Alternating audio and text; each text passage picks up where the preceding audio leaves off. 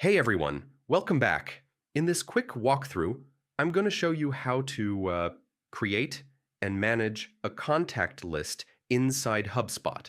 So if you're setting up email campaigns or just organizing your contacts, this will get you ready fast. All right, first things first.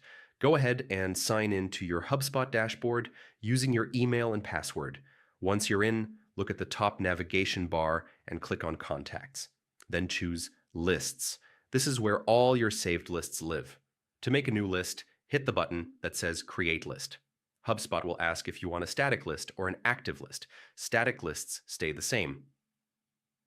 Active lists update automatically when someone matches the filters. Give your list a clear name, something that tells you exactly who's inside it, like new leads from February or newsletter subscribers. Now you can add filters. This is where HubSpot gets really nice. You can filter by contact properties, page views, form submissions, lifecycle stage, all that good stuff. Just pick what you need, and HubSpot builds the list automatically. When your filters look right, click Save. HubSpot will process the list and show you how many contacts match. From here, you can use the list for email marketing, workflows, ads, whatever you need. If you ever need to manage a list, just come back to the lists page. You can clone it, edit filters, rename it, or delete it. Super easy.